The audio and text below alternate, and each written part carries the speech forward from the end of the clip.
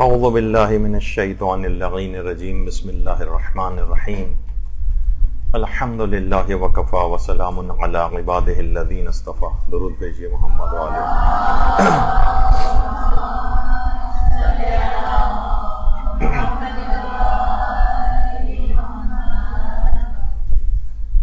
جیسا کہ آپ کے علم میں ہے کہ فقہ عزاداری کے عنوان پر مختلف دروس منعقد ہو چکے ہیں. آج تھوڑا سا اس سے ہٹ کر ایک عنوان ہے. اگرچہ عنوان تو ایک مخصوص واقعے کے مطابق ہے، لیکن اس کے ضمن میں بہت سارے وہ مسائل جو کہ مصائب وغیرہ کے اندر واقعات پڑے جاتے ہیں وہ بھی آپ کے لیے حل ہو جائیں گے. اور جو ذاکرات ہیں یہاں پر وہ کون کون سے واقعات پڑھ سکتی ہیں، کون سے نہیں پڑھ سکتی ہیں، علماء اور مجتہدین کے فتاوی اس سلسلے میں کیا ہیں، کچھ اصول بیان کیے گئے ہیں، وہ آپ کی خدمت میں بیان ہوں گے. تو واقعہ جس پہ ہم گفتگو کریں گے، جس کے ضمن میں بہت سارے مسئلے حل ہو جائیں گے، جب اس کا جواب اور اس کی تفصیل بیان ہوگی تو اس کو آپ بہت ساری چیزوں کے اوپر اپلائی کر سکیں گے ان فتاوی کی روشنی میں جو ذکر ہوں گے. ایک واقعہ آپ نے سنا ہوگا، کربلا میں حضرت فضہ نے امام حسین علیہ السلام کے جسم اطہر کو بچانے کے لیے پامالی سے ایک شیر کو آواز دی تھی، اور پھر ایک شیر آیا تھا جیسے کہ روایت ابھی آگے چل کر پوری ذکر ہوگی. تو کیا اس واقعے کو مجالس اعضاء میں پڑھا جا سکتا ہے؟ کیونکہ آپ نے دیکھا ہوگا عام طور پر وہاں پر جو بھی کربلا گئے ہیں تمام کاروان اس جگہ پہ بھی زیارت کے طور پر یہاں پر لے کر آتے ہیں لوگوں کو. قطع نظر اس کے کہ یہ واقعہ کتنا مستند ہے کتنا مستند نہیں ہے، اس لحاظ سے اگر اس کو دیکھا جائے تو بہرحال یہ کہ وہاں آنے کے بعد لوگ باقاعدہ حضرت فضہ کو، امام حسین کو یاد کرتے ہیں، یہاں پر نوحے پڑھتے ہیں. تو کہ کوئی واقعہ تاریخ اعتبار سے خواہ اتنا ثابت نہ بھی ہو، تب بھی اگر وہاں جا کر ان امام کی یاد کی جائے تو اس کے اندر ویسے بھی کوئی حرج نہیں. لیکن مسئلہ یہ ہے کہ کچھ آج کل ظاہر ہے کہ سوشل میڈیا کا دور ہے، اس طرح کی آوازیں جو ہیں وہ بلند ہوتی ہیں آج کل اصلاح عزاداری کے نام پر، کہ جس سے تقریباً ان کو ایسے پیمانوں کے اوپر واقعات کربلا کو پرکھا جانے لگا ہے کہ جن کی فقہ میں گنجائش نہیں ہے. یعنی علماء اور مراجع ان اصولوں کو یہاں پر لاگو نہیں کرتے ہیں کہ جو واجبات اور حرام کے روایت کو بیان کرنے کے اصول ہوتے ہیں. لیکن کچھ اس انداز سے چیزیں پیش کی جاتی ہیں کہ جیسے یہ غیر معتبر چیزیں ہیں اور یہاں پر جانا جو ہے وہ جائز نہیں ہے، اور اس قسم کی روایتیں پیش کرنا بھی جائز نہیں ہے، اور یہ جاہل ذاکرین وغیرہ اس قسم کی باتیں کرتے ہیں. تو وہ آپ کے سامنے کچھ ایسے اصول بیان ہوں گے. تو لوگ بہرحال اس جگہ پر جاتے ہیں یاد کرتے ہیں، اور اس کو مقام شیر فضہ جو ہے اس جگہ کو کہا جاتا ہے. اور باقاعدہ وہاں پر اس کی یاد میں ایک شعر بھی لا کر کسی نے نصب کر دیا ہے.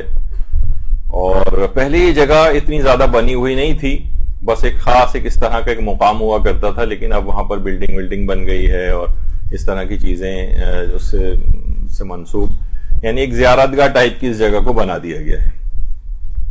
اصولاً اگر اس کو دیکھیں، اصول کافی کے اندر باقاعدہ ایک روایت ہے جس کے اندر پورا شیر فضہ کا یہ واقعہ بیان ہوا ہے. یہ کتاب اصول کافی ہے، اس کی پہلی جلد ہے. ادریس ابن عبداللہ العودی یہ کہتا ہے، جو راوی ہے اس کا، اب اتنا وقت نہیں، تیز رفتاری سے جائیں گے، کہ لما قتل الحسین، جب امام حسین علیہ السلام شہید کر دیے گئے، تو اراد القوم ان یوتئوہ الخیل، تو اس ظالم اور شقی فوج نے ان کے جسم اطہر کو گھوڑوں کے سموں سے پامال کرنا چاہا.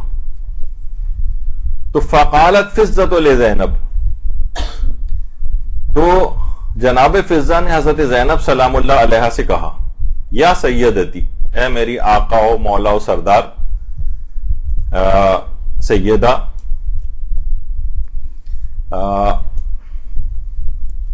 ان سفینۃ کوسیرا بہی فی البحر، جب ایک بار میری کشتی سمندر میں پھنس گئی تھی، اچھا یہاں ایک جملہ میں بیچ میں کہہ دوں کہ سفینہ، یہاں پر کچھ علماء نے سفینہ نام کا ایک پیغمبر کا غلام جو ہے وہ بھی ذکر کیا ہے. اس کا بھی شعر سے ریلیٹڈ ایک واقعہ اہل سنت کے علماء نے بھی شرح مشکات وغیرہ کے اندر نقل کیا کہ سفینہ نام کا رسول اللہ کا ایک غلام تھا، اور ایک دفعہ مصر وغیرہ جب جنگ ہو رہی تھی تو یہ وہاں پر کہیں کھو گیا تھا اور کسی جگہ گیا تھا اور وہاں شیر سے اس کی مٹ بھیڑ ہو گئی تھی. تو شیر کو اس نے کہا تھا کہ میں رسول اللہ کا غلام ہوں اے شیر. تو شیر خاموشی سے ایک جانب ہٹ گیا اور اس کو راستہ دے دیا اور اس کی جان بچ گئی تھی. تو ایک روایت یہ بھی ملتی ہے، اور کچھ علماء کچھ صاحبان علم اسکالرز کا کہنا ہے کہ سفینہ جو ہے فضہ کے بیٹے کا نام تھا، حضرت فضہ کے بیٹے کا. لیکن اگر ہم ان کی طرف بھی نسبت دیں، مثلا خود حضرت فضہ کی، کہ جب میں ایک بار کشتی میری سمندر میں پھنس گئی تھی، یا اس سفینہ غلام کی پھنس گئی تھی، یا سفینہ جو حضرت فضہ کے بیٹے کی پھنس گئی تھی، تو فخرج الی جزیرۃ، تو ایک وہ جزیرے میں جا نکلی. فاذا ہوا باسد، تو وہاں ایک شیر سے ان کا سامنا ہوا. فقال یا ابا الحارث، تو میں نے اس شیر سے کہا اے ابا الحارث. اچھا عربوں میں جانوروں کو بھی بعض اوقات کنیت سے پکارا جاتا ہے، ابا الحارث شیر کی کنیت کے طور پر. تو انا مولا رسول اللہ، میں رسول اللہ کا آزاد کردہ غلام ہوں. فہمہما بین یدیہ، یہ سن کر شیر نے اپنی زبان میں کچھ آواز نکالی. ہمہما یعنی جیسے اس بات میں جواب دے رہا ہوں. تو پھر فضہ نے کہا کہ یہاں بھی اس علاقے میں ایک شیر ہے، آپ مجھے اجازت دیں کہ میں اس کے پاس جاؤں اور اس کو بتاؤں کہ آنے والا دن یعنی کل جو 11 محرم ہے یہ لوگ کیا کرنے والے ہیں، یعنی لاشوں کی پامالی. پھر روایت میں کہ فضہ شیر کے پاس گئے، انہوں نے کہا کہ یا ابا الحارث. اچھا فضہ شیر کے پاس گئیں. بہت سے لوگوں نے اس پہ بھی اعتراض کیا ہے کہ وہاں اس علاقے میں شیر کا کیا کام وغیرہ. تو علماء نے اس پہ بھی جو رجحان ظاہر کیا ہے کہ فضہ شیر کے پاس تیول عرض کر کے گئیں. اگرچہ روایت میں تو نہیں ہے، لیکن جس طریقے سے کہ فضہ خود شیر کے پاس گئیں، گویا جس طرح تیول عرض کی جاتی ہے. تیول عرض کہتے ہیں کہ یعنی ایک دم سے چشم زدن میں کسی دوسری جگہ پہنچ جانا، اور یہ بہت سارے علماء کے نزدیک بھی ثابت ہے. یعنی آیت اللہ بہجت کے متعلق ہی بات کہی جاتی ہے. ایک تو کچھ باتیں ویسے ہی مشہور ہیں آیت اللہ بہجت کے متعلق کہ ایک وقت میں ہی کسی دوسری جگہ پہ بھی دیکھے جاتے تھے. خود آقا ری شہری نے باقاعدہ جو کتاب لکھی ہے زمزم عرفان کے نام سے آیت اللہ بہجت پر، اس میں لکھا ہے کہ آیت اللہ بہجت خود تیولرز کیا کرتے تھے. تو بہرحال کچھ چیزیں ہیں. اچھا تیولرز پہ آج گفتگو نہیں ہے، لیکن یہ بالکل عین ممکن ہے کہ خود شیر کو اپنے پاس نہیں بلایا بلکہ فضہ شیر کے پاس گئیں. فضہ شیر کے پاس گئیں اور جا کر کہا یا ابا الحارث، اے ابا الحارث. فرفع راسہ، شیر نے فضہ کی آواز سن کر سر کو اٹھایا. ثم قالت اتدری ما یریدون ان یعملوا غدا، کیا ابا الحارث کیا تم جانتے ہو کہ کل کے دن یہ لوگ امام حسین کے ساتھ کیا سلوک کرنے والے ہیں؟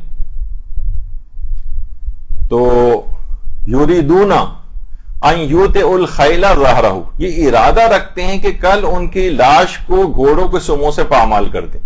دیکھیے اس پورا رسول کافی کی روایت چل رہی. قال فمشى حتى وضع يديه على جسد الحسین، شیر اٹھا اور اپنے دونوں ہاتھ امام حسین کے جسم اطہر کے اوپر رکھ دیے. فاقبلت الخیل، جب گھوڑے وہاں پر آئے، فلما نظر الیہ، فلما نظروا الیہ، ان کی نگاہ شیر پر پڑی. قال لهم عمر بن سعد لعنت اللہ، تو عمر بن سعد لعنت اللہ علیہ نے کہا فتنۃ لا تثیروها، یہ ایک فتنہ ہے، اسے جوش نہ دلانا. لا تثیروها انصرفوا فانصرفوا، واپس چلو لوٹ جاؤ، اور وہ لوگ پھر واپس چلے گئے. یعنی شیر نے اس طرح سے لاش کی پامالی سے امام حسین کی بچا لیا. اچھا اب دیکھیے ابھی اس پہ بہت ساری جو علماء نے بھی اعتراضات کیے ہیں، پھر اس کے جوابات بھی دیے گئے ہیں. ایک پوری سامنے آپ کی روایت آ گئی کہ اس طرح سے باقاعدہ حضرت فضہ نے ایک شیر کو آواز دے کر بلایا. اصول کافی میں محمد ابن یعقوب کلینی نے پہلی جلد میں اس روایت کو لکھا ہے. اچھا، ایران اور عراق میں باقاعدہ اس کی شبیہ بھی بنائی جاتی ہے. اب اس پہ بھی اس کی جائز ہے ناجائز ہے اس کی بھی فتوے اور باتیں آئیں گی. واقعہ ہے یہ مجالس میں بھی بعض اوقات پڑھا جاتا ہے. اچھا دیکھیے، بعض نوجوان آج کل جیسے کہ ہو گیا ہے نا کہ انہوں نے مثلا کسی جگہ پڑھ لیا، کسی پوسٹ میں پڑھ لیا، کسی جگہ پڑھ لیا کہ مثلا واقعہ جو ہے وہ فلاں جو چیز معتبر نہیں ہے یا یہ ضعیف راوی ہیں اس کے. تو بہت سے نوجوان آج کل مجالس کے درمیان اٹھ کر کھڑے ہو جاتے ہیں اور مجلس اعضاء کو ذرا خراب کرتے ہیں کہ یہ جھوٹی روایتیں مت پڑھو، اترو. یہ دفعہ پہلے بھی آپ سے میں نے عرض کیا تھا، اور باقاعدہ ان کو غالی کہا جانے لگتا ہے، فتنہ و فساد برپا ہونے لگتا ہے.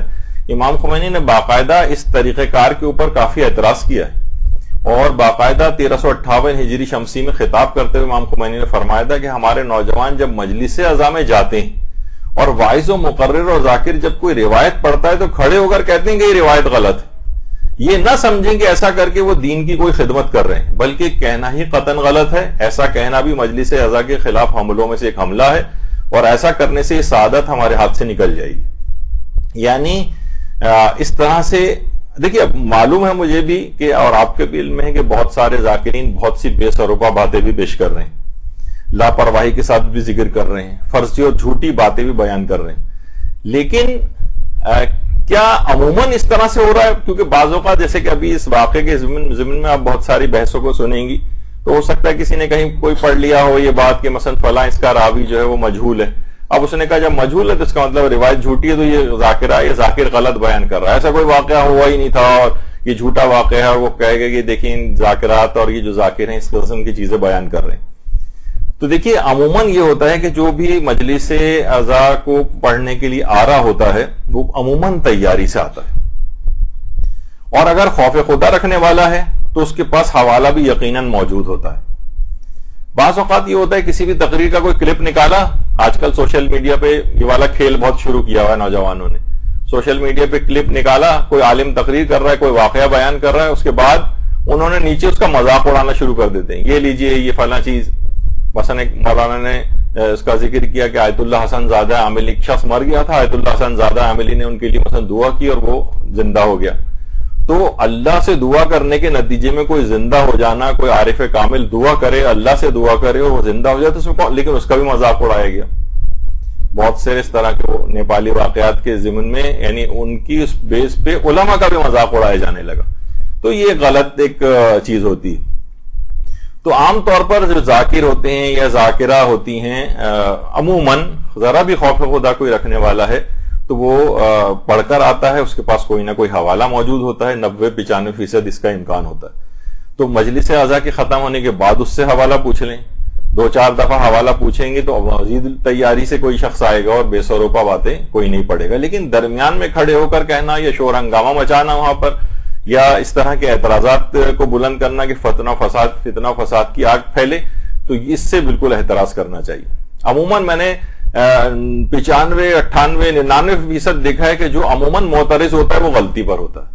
وہ چیز پائی جا رہی ہوتی ہے، وہ الفاظ میں تھوڑا سا فرق ہو سکتا ہے اور کسی بات میں فرق ہو سکتا ہے، لیکن عام طور پر ایسا نہیں ہوتا. چند ایک موقع ایسے ہیں کہ جہاں بے سروپا باتیں بھی ہوتی ہیں، غیر ذمہ دارانہ بھی ہوتی ہیں، لیکن وہ بہت کم ہے.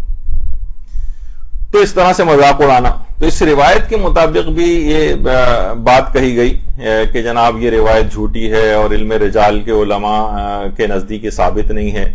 تو دیکھیے، سب سے پہلی بات تو یہ ہے کہ اس روایت کے اندر بھی اگر آپ دیکھیں تو اس میں حرام پہلو ایک لحاظ سے یوں بھی نہیں ہے، اس میں کسی معصوم سے نسبت نہیں. اگر آپ دیکھیں یہ 8 نمبر کی جو حدیث ہے کہ مثلا ابو قریب جو ہے وہ کہہ رہے ہیں کہ ابو سعید جو ہیں، یعنی پھر ہوتے ہوتے روایت عبداللہ ابن ادریس اور پھر انہوں نے اپنے والد ادریس ابن عبداللہ العودی سے نقل کی. اچھا، اب لوگ کہہ رہے ہیں کہ اچھا اس میں بھی دیکھیے کہ کسی امام نے نہیں کہا ہے، بلکہ یہ ایک روایت ایک حکایت کے طور پر ہے، ایک واقعے کے طور پر ہے جسے ایک راوی نقل کر رہا ہے. اچھا، اب سب سے پہلی بات اس کے اندر ایک اور نقل کر دی جائے تاکہ اس واقعے کے ضمن یہ تو ہم واقعہ بیان کریں گے، لیکن اس کے ضمن میں بہت سی اور باتیں بھی حل ہو جانی چاہیے. واقعات کربلا میں کیا علم رجال کی بحثوں کی اتنی ضرورت ہے؟ کہ ہم دیکھیں کہ رجال کے تحت ہر روایت جو واقع کربلا کی موجود ہے اس میں ایک ایک راوی متصل سند کے ساتھ جو کہ عادل بھی ہو شیعہ بھی ہو وہ ساری کربلا کی جو واقعات ہیں وہ نقل کرے. تو دیکھیے واقعات کربلا کو معتبر اور عادل شیعہ راویوں سے متصل سندوں کے ساتھ کسی جگہ پر اس انداز سے پیش نہیں کیا گیا. یہ ممکن بھی نہیں تھا. اتنا خوف کا عالم تھا وہاں, اتنی قتل و غارت گری تھی کہ کوئی شخص اس طرح سے کہ وہاں پر عادل شیعہ راوی وہاں پر موجود ہوں اور وہ سارے جو واقعات ہیں ان کو قلم بند کر رہے ہوں اور ایک کے بعد ایک دوسرے شیعہ عادل شخص کو منتقل کرتے جائیں یہاں تک کہ کتابوں میں آ جائیں. یہ ممکن نہیں تھا اس وقت.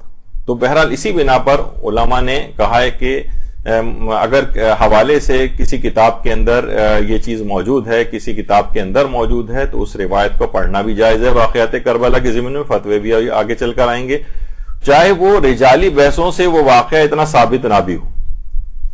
اچھا, خود اس روایت سے متعلق علماء نے کیا فتوے دیے ہیں, آیت اللہ سیستانی نے کیا فتویٰ دیا ہے, وہ بھی ابھی آگے چل کر آئے گا. تو اس طرح کی غیر ضروری رجالی بحثوں میں لوگوں کو ڈال کر سینکڑوں واقعات کربلا کو مشکوک قرار دے دینا اور ان واقعات سے ریلیٹڈ جو مقدس مقامات پر زیارتیں ہیں ان کو بھی مشکوک قرار دے کر رد کرنا, یہ بہت منفی رویہ ہے. ہاں, کوئی پی ایچ ڈی کا کوئی تھیسس مکمل کر رہا ہو کوئی, اور یا جناب کوئی درس خارج ہو رہا ہو, یا کسی ضمن میں کسی واقعے پر کوئی کتاب لکھی جا رہی ہو باقاعدہ اس میں ایک ایک پہلو پر مختلف انداز سے بحث ہو, تو وہاں کا موضوع صحیح. لیکن عام عوام کے سامنے اس طرح کی چیزوں کو لے کر آنا یا ان کو مشکوک بنانا یا ان کو جھوٹا ثابت کرنا, اس ضمن میں پھر ان کا تقریباً تمام کے اوپر سے اعتماد اٹھ جائے گا. ہو سکتا ہے یہ واقعہ جو بیان کیا جا رہا ہے اس میں لوگ بہت رو رہے ہیں یہ بھی ثابت نہ ہو سکتا ہے یہ بھی ثابت نہ ہو. تو یہ ایک لحاظ سے عزاداری کے اوپر ایک حملہ ہے. ورنہ علماء اور مراجع آپ سے زیادہ سمجھدار ہیں ان افراد سے کہ جو ان چیزوں کے اوپر اعتراض کرتے ہیں. جب انہوں نے ان کو بیان کرنے کی اجازت دی ہوئی ہے تو کسی بھی مقلد لیول کے چھوٹے موٹے آدمی کو اس قسم کی اجازت نہیں ہے کس طرح کی مشکوک بات کر کے اور ان واقعات کو مشکوک بنائے. اچھا, اب دیکھیے اس کے اندر جیسے کہا کہ میں نے کہ اس میں باقاعدہ شبہ سازی کی جاتی. اکثر لوگ اب یہ کہنے لگیں گے مصائب سن کر اب میں نے بہت سارے افراد سے سنا ہے کہ مصائب سن کر اب ہمیں نہ ویسا رونا نہیں آتا کہ ہمارا دل سخت ہو گیا ہے. تو اندر بعض اوقات یہ بھی بات ہوتی کہ یہ ان کے دماغ میں شکوک و شبہات جو ڈال دیے گئے, شبہ سازی کی گئی, شاید یہ بھی واقعہ جھوٹا ہو, شاید یہ بھی واقعہ ضعیف ہو. ایک فتنہ پھیل رہا ہے. نوجوان بچے جو ہیں علم رجال کی کتابیں اٹھائے پھر رہے ہیں. جیسے کوئی عام مسافر ہو وہ پائلٹ بننے کی فکر میں ہو جائے, یا گھر بیٹھے کوئی ڈاکٹری کی کتاب پڑھ کر ڈاکٹر جو ہے وہ بننے لگے, یا جہاز اڑانے کی فکر میں ہو جائے. تو بالکل ایسے ہی ہے جیسے کوئی علم رجال کی کتابیں گھر میں اٹھا کر خود ہی اس نے گھر میں پڑھی, کسی راوی کو دیکھا اور پھر فوراً فیصلہ دے دیا کہ یہ روایت تو جھوٹی, دیکھیں فلاں راوی ہے اور علم رجال کی اس کتاب کے اندر اس راوی کو جو کہا ہے کہ مثلا مجہول ہے یہ. تو جبکہ تمام علماء نے اس میں کہا ہے کہ اگر اس واقعے کے اندر امام کی توہین نہ ہو, یہ دو اصول آپ یاد رکھ لیں, امام کی توہین اس واقعے کے اندر نہیں ہونی چاہیے, اور دوسری چیز یہ ہے کہ اس واقعے کے وقوع پذیر ہونے کا احتمال اور امکان موجود. یعنی ایسا نہ ہو کہ مثلا کس کو یہ روایت آپ کو مل گئی بالفرض کہ امام حسین کربلا میں نہیں شہید ہوئے تھے, مثلا بغداد میں شہید ہوئے تھے, آپ کہیں ہے تو روایت نہیں, یہ والی بات وجہ اس کی ہے کہ یہ بیان نہیں ہو سکتی کیونکہ اس کا یعنی امکان ہی موجود نہیں, تو اس وجہ سے اس کو بیان نہیں کیا جا سکتا. یا کوئی ایسی چیز جس میں توہین کا پہلو ہو, جیسے کہ اسی روایت کے ضمن میں کچھ ایک اور روایت پیش کی جاتی جس میں ایک توہین کا پہلو, اس کو علماء نے منع کیا بیان کرنے سے, وہ بھی آگے چل کر آئے گی بات. تو اصل مسئلہ یہ ہے کہ دیکھیے ہم جتنے بھی فضائل کی باتیں دیکھیں, یہاں پر ایک معجزہ ہے, ایک فضیلت ہے. حضرت فضہ نے شیر کو بلوایا, تو بعض اوقات اس کو کہا جاتا ہے جناب یہ تو غلو ہو رہا ہے. تو دیکھیے بعض اوقات ہمیں خود معصومین کے, بہت سارے لوگ آج کل فضائل معصومین کے اوپر بحثیں کر رہے ہیں, ہماری عقل یا ایمان کی ظرفیت کم ہونے کی وجہ سے فضائل غلو محسوس ہوتے ہیں. یعنی ہمارا یا تو ایمان کم ہے یا ہماری عقل کی ظرفیت کم ہے, تو ہمیں فضیلتیں بھی, جیسے کہا جاتا ہے کہ اس زمانے میں جس زمانے میں پیغمبر اسلام ختمی مرتبہ صلی اللہ علیہ وآلہ وسلم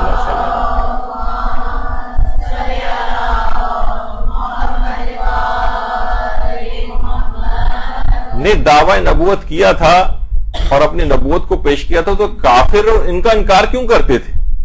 اس وجہ سے کہ اتنا گندا معاشرہ تھا کہ کسی شخص کا اتنا بافضیلت ہونا ان کی سمجھ میں نہیں آتا تھا، اس وجہ سے بھی انکار کرتے تھے. یعنی کوئی شخص اتنا پاکیزہ کیسے ہو سکتا ہے، اس جیسے ماحول کے اندر انکار کرتے تھے ان کا. تو اسی طرح سے ہمارے دماغوں میں اگر کسی کی کوئی ائمہ معصومین کو معاذ اللہ تقریباً اپنے جیسا 19-20 سمجھتا ہے تو اس کی دماغ میں فضیلتیں نہیں آتی ہیں، وہ ہر فضیلت کی روایت کو غلو قرار دے دیتا ہے. آج کل ایک فیشن چل پڑا ہے، اگر آپ سوشل میڈیا اور اس کے اوپر دیکھیں، آج کل یہ روایت بھی غلو، یہ غلو، بس غلو غالی غلو. کچھ تو واقعتاً ہیں، ان کی وجہ سے ان کی آڑ میں اب ہر فضیلت کو غلو قرار دیا جانے لگا. وہ اس وجہ سے کہ آپ کی عقل اور ایمان کی ظرفیت کم ہے، تو ان کی سمجھ میں نہیں آتا ہے. دیکھیں عقلوں کے اندر کب آتا ہے سمجھ میں، یعنی معجزات عقلوں میں کب آنے والے ہیں؟ کب کسی کی کوئی عقل سے بات ثابت کر سکتا ہے کہ ایک انگلی سے چاند کے 2 ٹکڑے ہو سکتے ہیں؟ نہیں کر سکتا نا. تو اسی طرح سے کتنے جو روایت میں آتا ہے کہ قالین کے شیر کا زندہ ہو جانا، یہ کس عقل میں آتا ہے؟ تو یہ تو معجزات ہیں، کرامات ہیں، حقیقتاً اس میں عقل میں نہیں آتے اور عقلانی ظرفیت کم ہوتی. اسی وجہ سے ہر مقصر فطرت کو معجزات غلو محسوس ہوتے ہیں، اور ہر غالی اور صحیح العقیدہ شخص جو ہے وہ لوگوں کے نزدیک جو ہے وہ مقصر بن جاتا ہے. لوگوں نے غالی اور مقصر کی مہریں بنا کے لگائی ہیں، جیسے میں نے پچھلی دفعہ بھی کہا تھا، مہر رکھی ہوئی ہے، یہ غالی ہے، اس کو غالی کی مہر لگا دی. یہ مقصر ہے، اپنے مطابق نہیں نظریہ اس کا نظر ہے، یہ مقصر ہے. تو سب ہر شخص نے اپنے ہاتھ میں اس طرح کی مہریں پکڑی ہوئی. جبکہ دیکھیے جو معجزات ہیں یہ بعض اوقات ہم سوچتے ہیں نا معجزات کے اندر کہ شاید قانون فطرت ٹوٹ جاتے ہیں. علامہ شیخ محسن نجفی ماشاءاللہ کتنے متقی پرہیزگار پاکستان کے سینئر اور بڑے ترین علماء کے اندر شامل ہیں اسلام آباد میں. باقاعدہ ان کے ٹی وی کے اوپر آتے بھی ہیں، ہادی ٹی وی وغیرہ پہ ان کے آپ درس وغیرہ سنا کریں قرآن کے. تو وہ اس میں یہ فرماتے ہیں کہ جتنا جس کا اختیار ہوتا ہے نا اتنا ہی اس کے لیے وہ چیز ممکن ہوتی. علت و معلول کی ایک دفعہ انہوں نے بحث اس کے اندر کی تھی، اس کو میں اپنے الفاظ میں مثلا کہہ دیتا ہوں کہ وہ یعنی اس کا لب لباب یہ تھا کہ مثلا ایک عام آدمی کے لیے جہاز اڑانا ایک ناممکن اور معجزے کی طرح کی چیز ہے. ایک آدمی کیسے اڑائے گا؟ لیکن ایک ماہر پائلٹ کے لیے وہ بالکل عین ممکن ہے، اس کے لیے معجزہ نہیں. یعنی جس کی جتنی صلاحیت ہے اتنی بظاہر ایک ناممکن چیز کو کرنے کی اس میں صلاحیت ہے. یا مثلا دماغ کا اگر آپریشن کرنا ہے مثلا، تو آئنسٹائن جیسا شخص بھی اگر ہے جو اتنا قابل ترین سائنسدان تھا، اس کو بھی کہا جائے کہ ٹھیک ہے تم سائنس فزکس اور اس کے بڑے ماہر تھے، تم ایسا کرو کہ ذرا دماغ کا آپریشن تو کر کے بتاؤ. اس کے لیے دماغ کا آپریشن کرنا ایک معجزے سے کم نہیں، ناممکن چیز ہے، لیکن وہی ایک ماہر سرجن کے لیے بالکل ممکن اور آسان ہے. تو اصلاً ہمارے چھوٹے سے دماغ، چھوٹی سی سمجھدانی ہماری، اس میں ائمہ کے اختیار اور فضیلتیں سمجھ میں نہیں آتی. اس کی وجہ سے اس کے انکار کا ایک فیشن چل پڑا ہے. یہ ہماری سمجھ میں نہیں آتا کہ ائمہ کے پاس یعنی جو اختیارات ہیں باقاعدہ اگر آپ دیکھیں امام خمینی نے لکھا امام زمانہ کا کائنات پر تصرف. امام خمینی اپنی کتاب آداب الصلاۃ میں فرماتے ہیں، شب قدر کے ضمن فرماتے ہیں کہ یہ شب قدر ولی کامل کی مکمل توجہ کی رات ہے، یہ اس کی ملکوتی سلطنت کے ظہور کی رات ہے. یہ ظہور ہر زمانے کے امام اور ہر زمانے کے قطب جو اس دور میں ہمارے مولا و امام و ہادی حضرت حجت ابن حسن عسکری علیہ السلام کے لیے.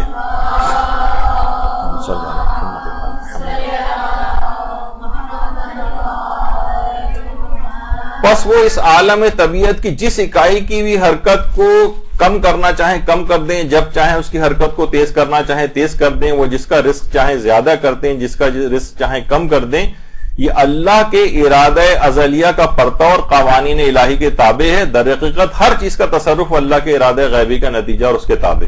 یعنی ائمہ جو ہے اللہ کی طرف سے ان کے پاس اتنی صلاحیت ہے، ان کو ایک مقام عطا ہوا ہے کہ جس کے تحت وہ کائنات کے امور میں تصرف کر سکتے ہیں، جس کو ولایت تکوینی کہا جاتا ہے. تقریباً آج سارے مراجع ولایت تکوینی کے قائل ہیں.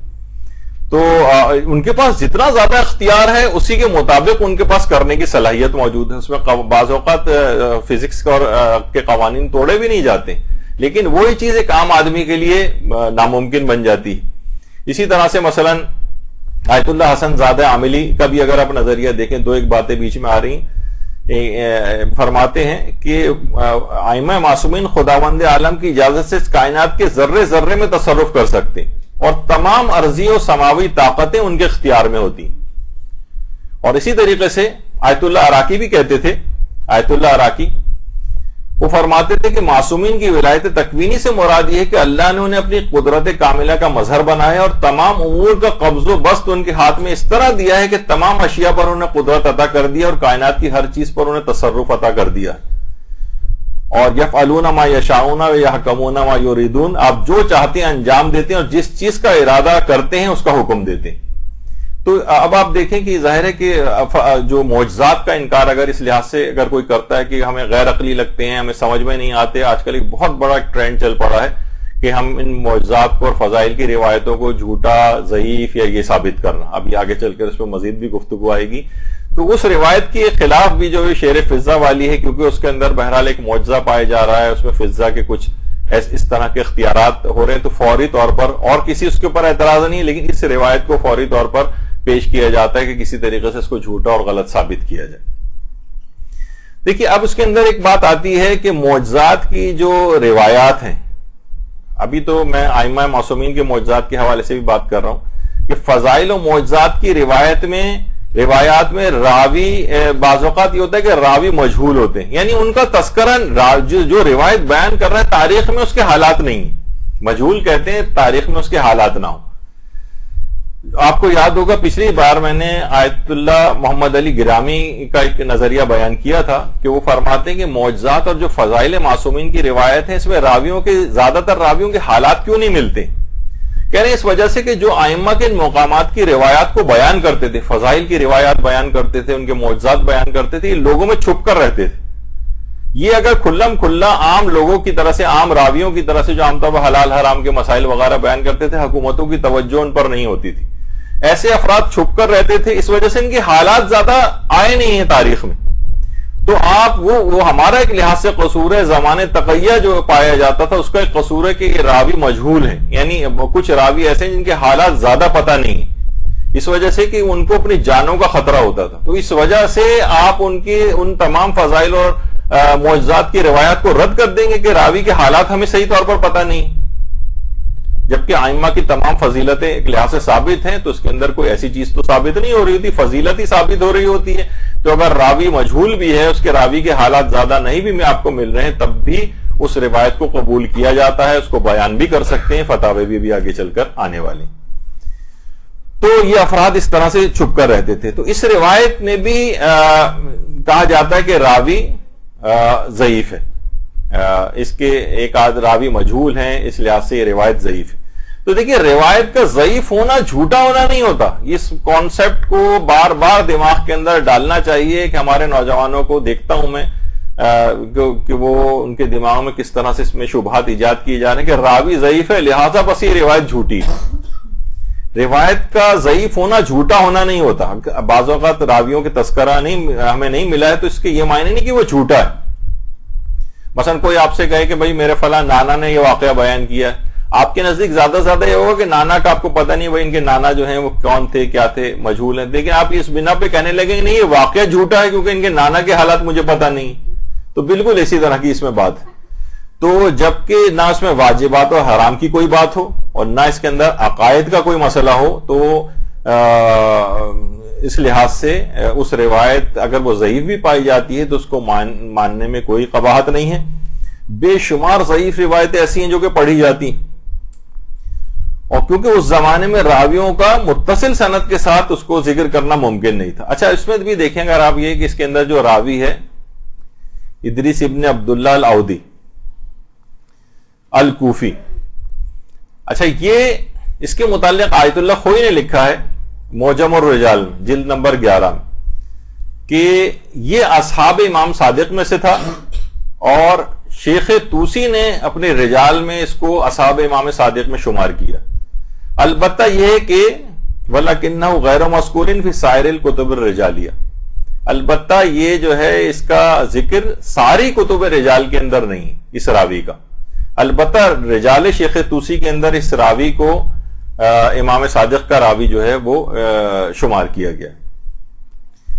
تو تمام کتب رجالیہ میں تذکرہ نہیں ہے، تو اب ضروری نہیں کہ کوئی راوی تمام کتب رجال کے اندر ہو. تو بہرحال امام جعفر صادق کے اصحاب میں شیخ طوسی نے اس کو شمار کیا ہے. اچھا، اب لہذا اگر روایت ضعیف بھی ہو تو بھی علماء کا جملہ ہے کہ یہ تمام علماء کا نظریہ ہے، ضعیف بودن لزومن بمعنی جعلی بودن نیست. ضعیف ہونا اس بات کا لازمہ نہیں ہے کہ اس روایت کو جعلی سمجھا جائے، جھوٹا اور بناوٹی سمجھا جائے. ضعیف ہونا بالکل الگ چیز ہے کہ اس راوی کے حالات پتہ نہیں ہے، کوئی ایک آدھ راوی بیچ میں سے مسنگ ہو گیا ہے، جبکہ روایت نہ واجبات و حرام کی ہو نہ عقائد کی ہو، کہ عقیدہ کوئی بنا رہے ہوں کسی مجہول راوی پہ، نہیں تو ہم اس کو روایت کو نہیں لیں گے، یا واجبات اور کسی چیز کو واجب قرار دے رہے ہوں یا حرام قرار دے رہے ہوں اور وہ روایت ضعیف ہو تو یہ بھی نہیں چلے گا. لیکن عام واقعات کربلا کے اندر ضعیف روایت چل جاتی ہے، اس کو پڑھا بھی جا سکتا ہے اور آگے چل کر اس کی تفصیل بھی بیان ہوگی.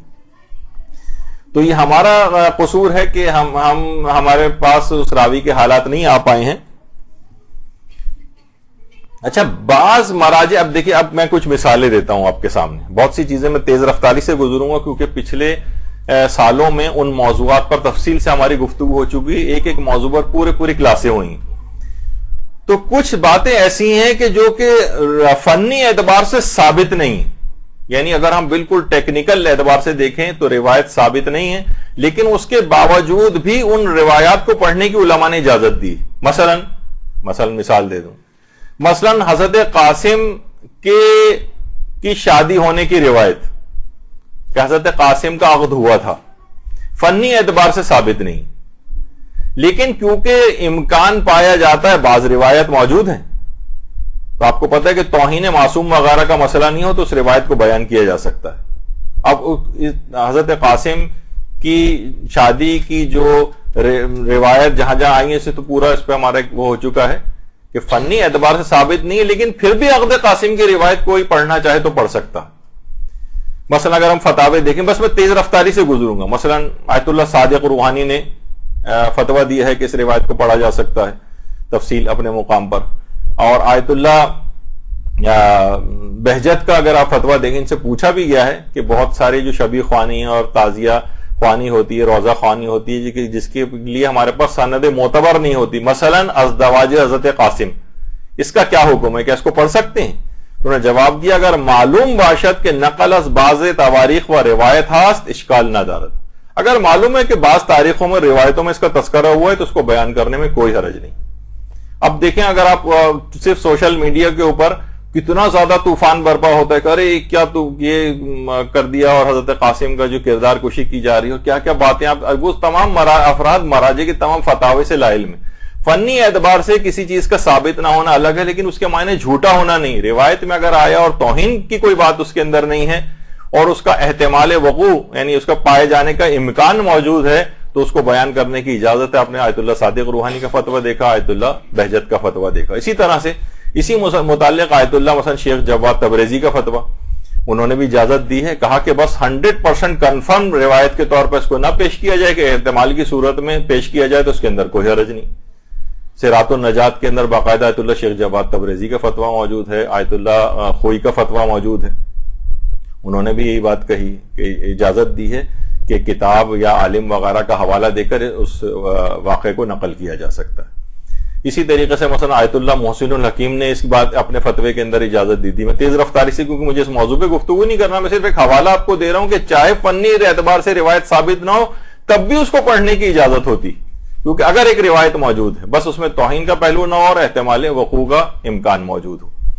اسی طریقے سے مثلا آیت اللہ سعید الحکیم سے بھی پوچھا گیا تو کہ ہم حضرت قاسم کی جو عقد کی روایت ہے جو کربلا میں ہوا تھا تو کیا اس کو پڑھ سکتے ہیں، یعنی اس کی صحت ہے، اس کی کیا ہے اس روایت کی. تو انہوں نے کہا اس قسم کی جو تاریخی امور ہیں وہ ان کے مصادر یعنی جس جگہ وہ پائی جاتی ہے وہاں اس کتاب سے آپ پڑھ سکتے ہیں، اور اس کے اندر معیار جو ہے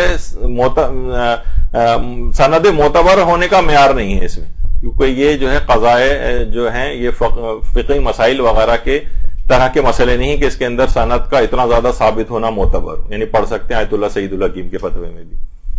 اسی طریقے سے مثلا اگر آیت اللہ شاہرودی کا فتویٰ دیکھیں، ان سے بھی یہ والی بات پوچھی گئی اور اسی کے اندر اس طرح کی کہ حضرت قاسم کی جو 9 محرم کو بہت سے علاقوں کے اندر جو ہے ان کی شادی کا تذکرہ ہوتا ہے، کیا یہ شرعی لحاظ سے حرام ہے یا نہیں؟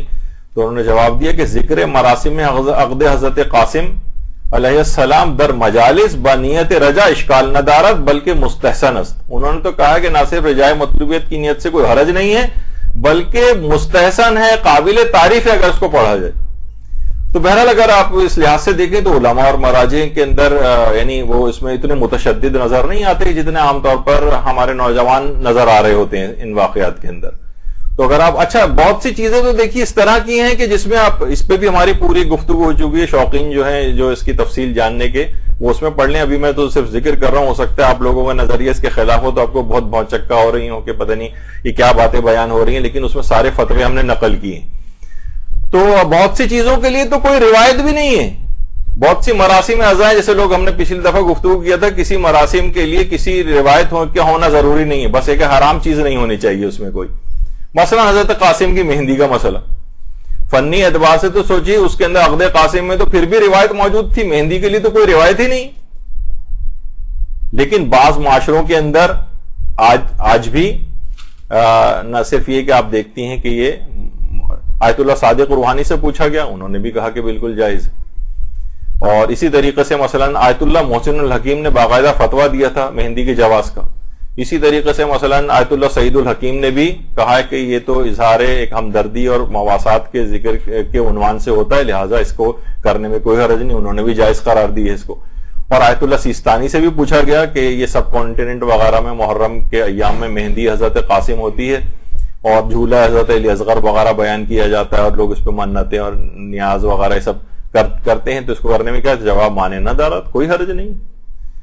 تو کیونکہ اگرچہ اس کے لیے کوئی روایت بھی موجود نہیں، لیکن کیونکہ کوئی حرام کام نہیں ہے کہ رسم ازا ہے، ہر رسم ازا اپنے علاقے اور ماحول کے مطابق جو ہے انسان انجام دے سکتا ہے، بشرطے کوئی صریح حرام نہیں ہونا چاہیے.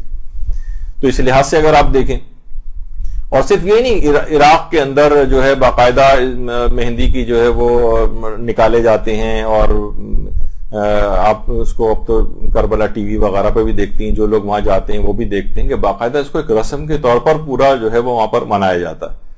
اسی طریقے سے مثلا عراق میں، ایران میں بہت ساری جگہوں کے اوپر اس انداز سے یہ چیز ہوتی ہے.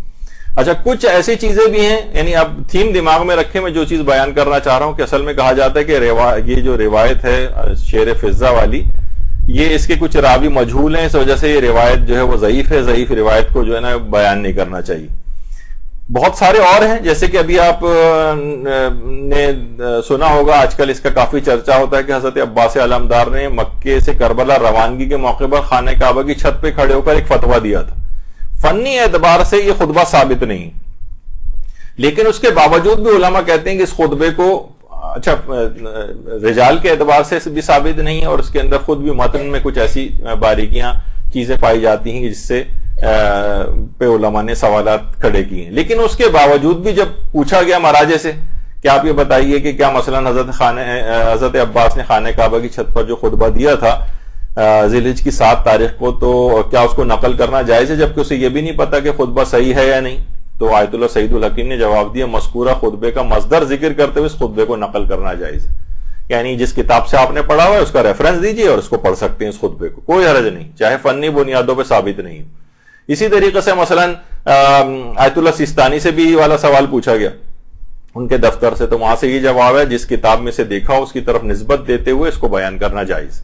یعنی آپ پر کوئی ذمہ داری نہیں ہوگی، آپ نے کتاب کا حوالہ دے دیا کہ جناب اس کے اندر یہ خطبہ پایا جاتا ہے اور وہاں سے آپ نے اس کو بیان کر دیا.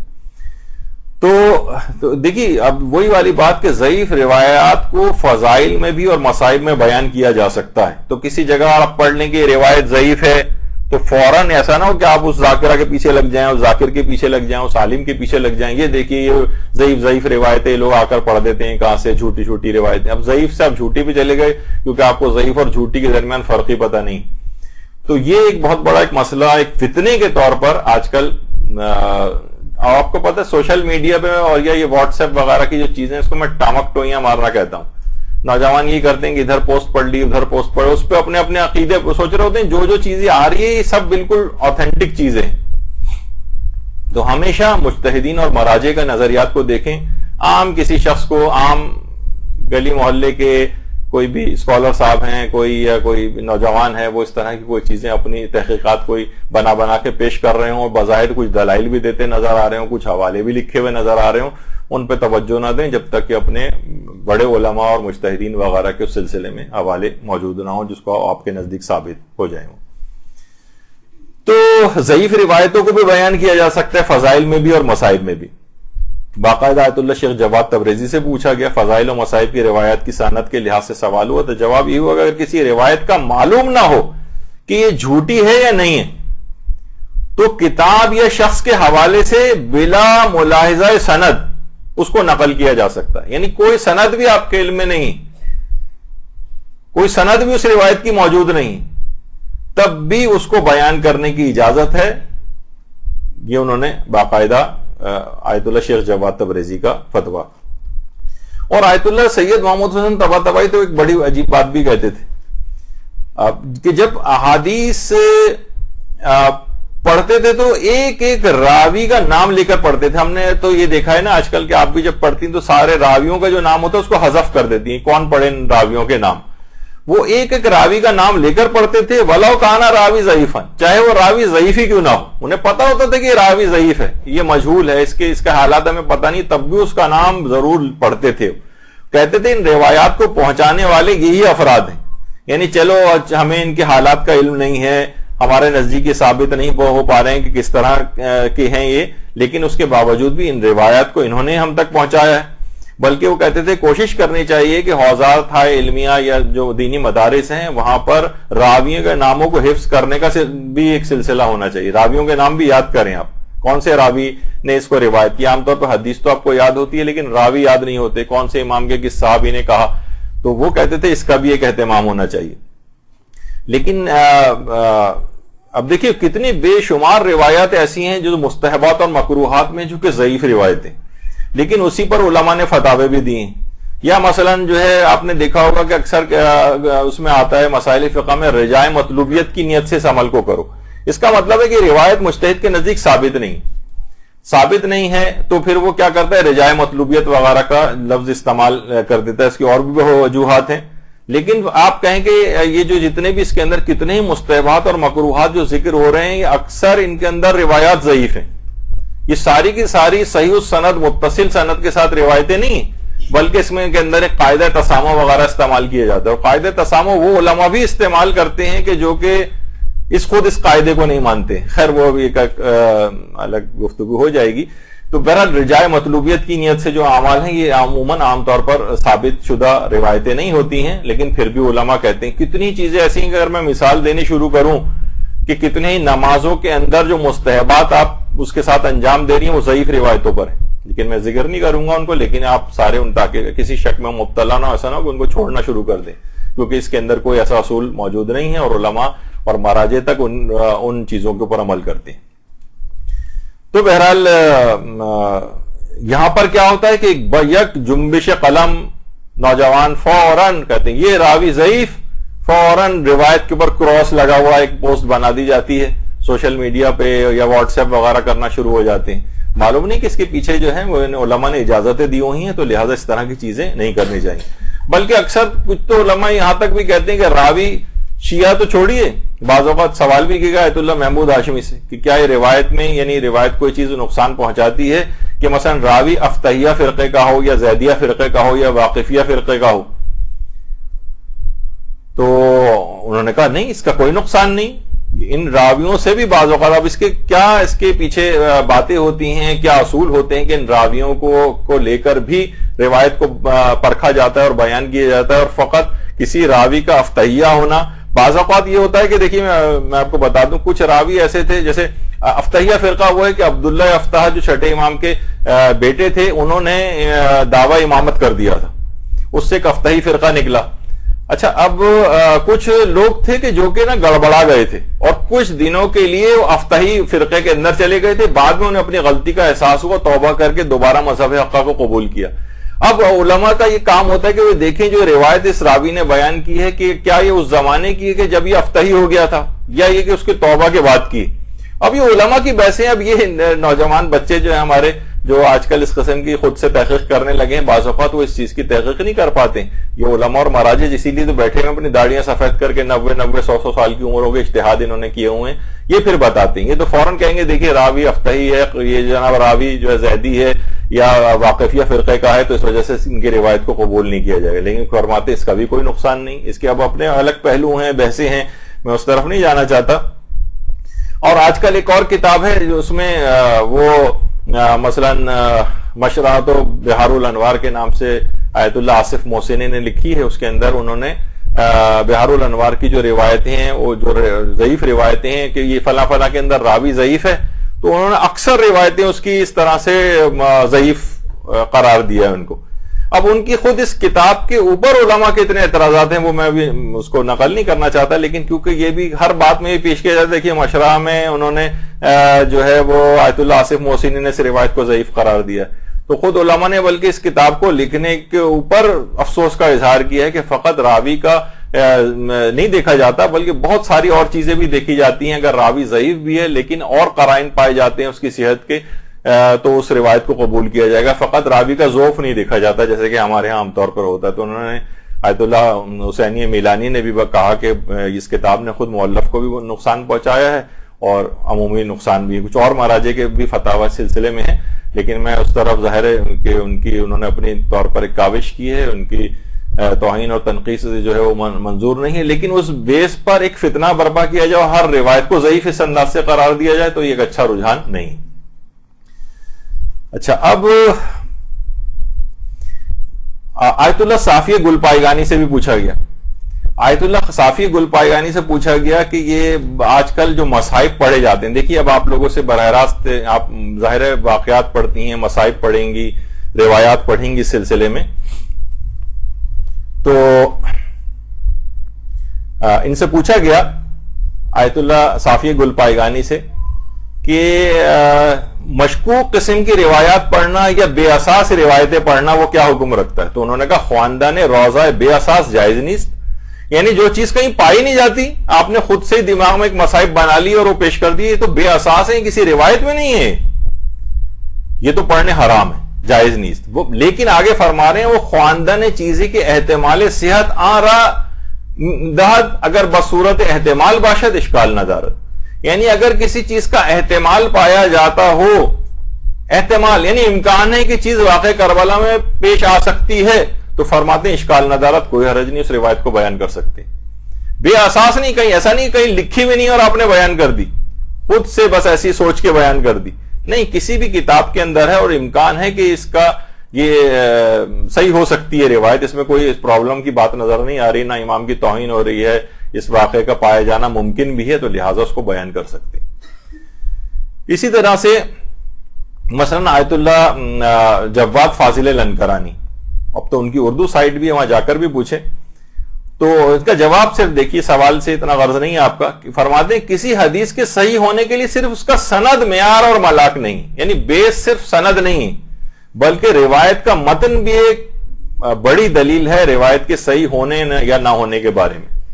یعنی جو ان سے یعنی بعض اوقات ایسا لوگ کہتے ہیں کہ بھئی یہ روایت تو امام کا یہ قول ثابت نہیں ہے، لیکن ان کا فصیح و بلیغ کلام اتنا زیادہ ہے، خود چیخ چیخ کر کہہ رہا ہے کہ غیر معصوم کے لیے ممکن نہیں ہے اس روایت کو کرنا. مثلا اگر کسی کے سامنے دعائے کمیل رکھیں یا مثلا صحیفہ کاملہ کی دعائیں رکھیں تو یہ لگتا ہی نہیں کہ کوئی عام آدمی کا یہ کلام ہے، اس کی فصاحت و بلاغت چیخ چیخ کر ثبوت دے رہی ہوتی کہ امام معصوم کی زبان سے ارشاد ہوا ہے. تو کہہ رہے ہیں پھر اس سلسلے میں تحقیق کی کوئی ضرورت نہیں اور اس کو تسلیم کر لیا جائے گا. تو بہت سارے دیکھیے اس طرح کی چیزیں ہیں کہ جو کہ مجتہدین کے فتاوی میں ملتی ہیں، لیکن یہ بہت اہم ہے جو آیت اللہ حافظ بشیر نجفی نے بیان کیا، یہ آپ لوگوں کے لیے بہت اہم ہے چیز. اب دیکھیے انہوں نے ایک سوال کے جواب میں فرمایا کہ ہمارے مومنین پر واضح رہے کہ واقع کربلا کے تفصیلی حالات ہمارے علم میں نہیں ہیں، یعنی کتنے شہید ہوئے، کون کون شہید ہوا، کیسے شہید ہوا، کس کی عمر کتنی تھی، کون پہلے شہید ہوا، کون بعد میں شہید ہوا، ہر شہادت کے خاص اور تفصیلی حالات کے بارے میں بہت مختلف اور متضاد روایات موجود ہیں. کچھ روایتیں شیعہ راویوں سے ہیں اور بہت ساری روایات دشمنوں کے واسطے سے بھی نقل ہوئی، لہٰذا ہم ان واقعات کی تفاصیل یقین کے ساتھ بیان نہیں کر سکتے. ہم یقین کے ساتھ صرف اتنا کہہ سکتے ہیں کہ امام حسین اپنے عزیزوں اور مستورات کے ساتھ مدینے سے مکے گئے، اس کے بعد عراق آئے، کربلا میں اپنی اولاد، رشتہ داروں اور مددگاروں بہت سے عزیزوں کے ہمراہ شہید ہو گئے۔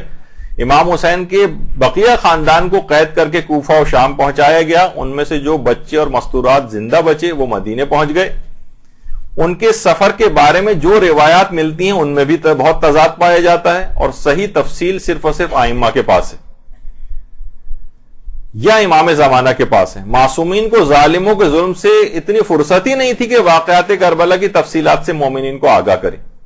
اگر خدا چاہے گا تو قیامت کے دن ان تمام واقعات کا انکشاف کرے گا، لہذا مومنین کا فریضہ ہے، اب سنیے، لہذا مومنین کا فریضہ ہے کہ کسی خبر کو جب تک کہ اس کے جھوٹا ہونے کا یقین نہ ہو اور اس میں اہل بیت کی رتی برابر بھی اہانت نہ ہو تو اس کو جھوٹا نہ سمجھا جائے، اگرچہ وہ دوسری روایتوں کے مخالف ہی کیوں نہ ہو۔ ابھی اس کے اندر بھی یہ چیز آئے گی کہ اس میں کیونکہ معصوم کی بھی کوئی توہین نہیں ہے اور 100% جھوٹا بھی اس کو نہیں کہا ہے علماء نے اس روایت کو شعر فضہ والی، تو فرماتے ہیں چاہے دوسری روایتوں کے مخالف ہی کیوں نہ اس کو جھوٹا نہ سمجھا جائے، کیونکہ واقعات کربلا کی جتنی بھی روایات ہیں اس کے اندر میں نے آپ سے پہلے کہا کہ وہ ان کی تفاصیل پتہ نہیں ہے، آپس میں تضاد بھی بہت پایا جاتا ہے۔ اچھا، تو آپ نے دیکھا کہ اس پہ آپ غور و فکر بعد میں بھی سن کر کیجئے گا، کتنی اہم باتیں فتوے کے اندر ہوئی ہیں، تو لہٰذا فوری طور پر رد کرنے کا ایک سلسلہ آج کل شروع ہو گیا جو فتنے کی شکل اختیار کر رہا ہے۔ اس وجہ سے مجھے بہت سی چیزوں کو آپ ہو سکتا ہے بہت سے لوگوں کے علم میں بھی نہ ہو، لیکن جو سوشل میڈیا وغیرہ پہ بیٹھتے ہیں وہ دیکھیں گے کہ کون سی چیزیں کس طرح فتنے کے طور پر پھیلائی جا رہی ہیں۔ اچھا، اسی طرح سے آیت اللہ شبیری زنجانی، آیت اللہ شبیری زنجانی سے بھی پوچھا گیا کہ روزہ ہے سند ضعیفی دارن، کہ اگر جو ایسے مصائب پڑھنا کہ جو کہ ضعیف سند کے ساتھ ہوں، یہ تھوڑی آواز کو کم کروا دیں،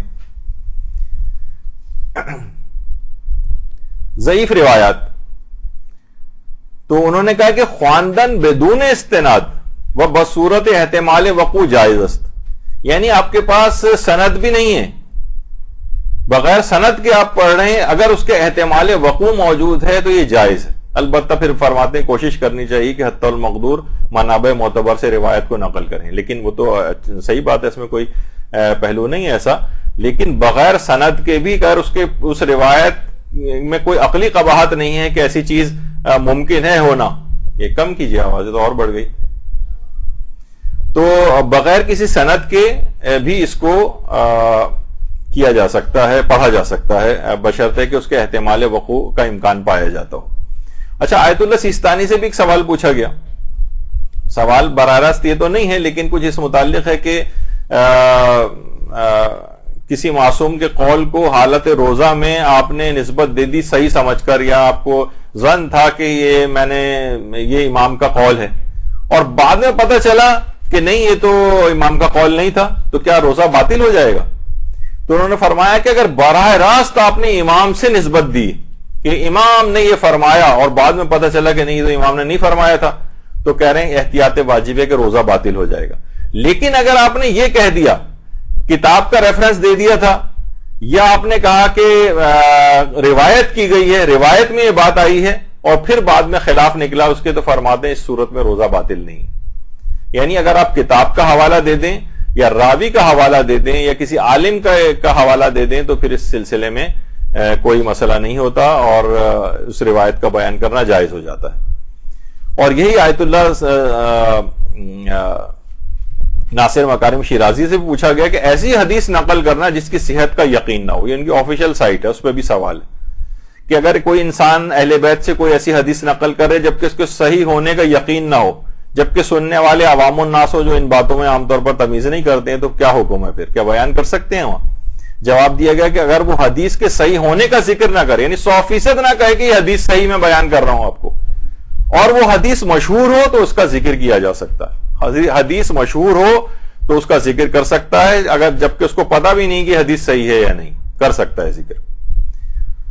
اچھا، اسی طرح سے آیت اللہ میلانی سے بھی پوچھا گیا، تو انہوں نے بھی یہ کہا کہ معجزات، کرامات اور تاریخی باتیں اس طرح کی جو بھی روایات ہوتی ہیں اس میں ان روایات کو بیان کیا جا سکتا ہے، اس میں کوئی حرج نہیں۔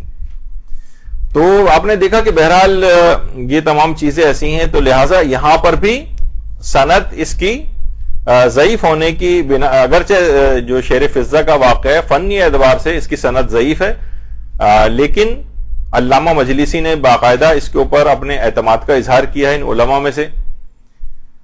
تو یہ والا سوال ہم نے باقاعدہ آیت اللہ سیستانی کو بھجوایا اور ان سے کہا کہ کیا کسی خطیب کے لیے اس قصہ تاریخیہ جو شعر فضہ والا ہے کہ شعر نے آ کر، حضرت فضہ کے شعر نے آ کر امام حسین کے جسم کی حفاظت کی تھی اور یہ ان کتابوں کے اندر پائے جاتا ہے، ان کتابوں کے نام بھی لکھے، تو کیا کوئی خطیب اس قصہ تاریخیہ کو بیان کر سکتا ہے؟ تو انہوں نے جواب دیا کہ جی ہاں، اس کو نقل کیا جا سکتا ہے. آیت اللہ سیستانی کا بھی فتویٰ اس سلسلے میں ہے، اور یہی والا مسئلہ ہم پورے جو واقع فضہ ہے پورا لکھ کے اور کتابوں کے حوالے کے ساتھ آیت اللہ بشیر نجفی کو بھی بھیجا گیا. وہاں سے بھی جواب یہ آیا کہ اس روایت کو حوالے کے ساتھ نقل کرنا جائز ہے، نقل کیا جا سکتا ہے، کیونکہ ان طرح کی چیزوں کے لیے باقاعدہ اس کے خلاف پڑھنے کو آ رہا ہے تو ایسا لگتا ہے کہ جناب یہ جھوٹی باتیں پھیلائی جا رہی ہیں عوام کے اندر، جبکہ ایسا نہیں. اچھا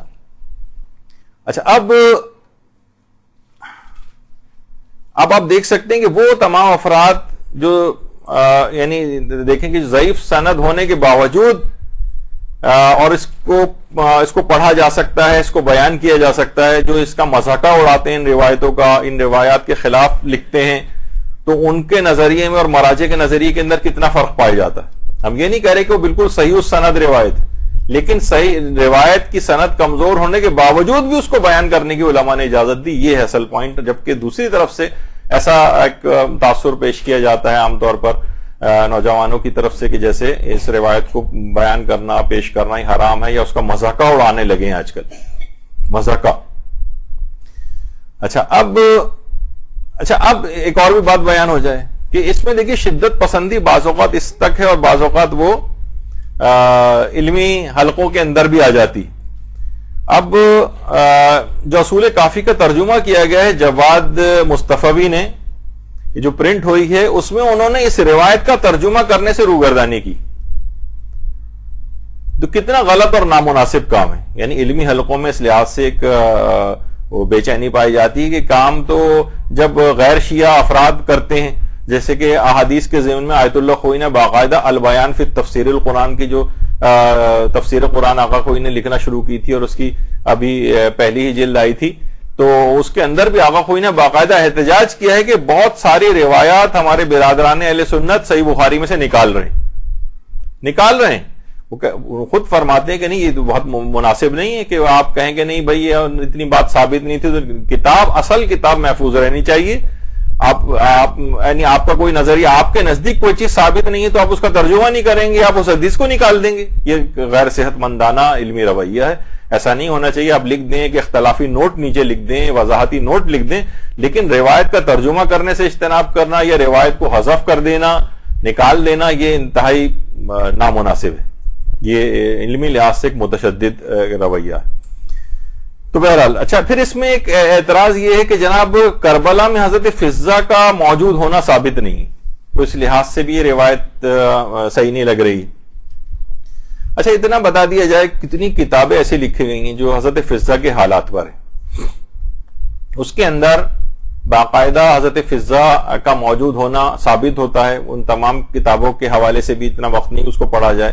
معالی السبتین کے اندر شیخ مہدی الحائری نے جو لکھی ہے کتاب معالی السبتین، اس کے اندر باقاعدہ روایات موجود ہیں.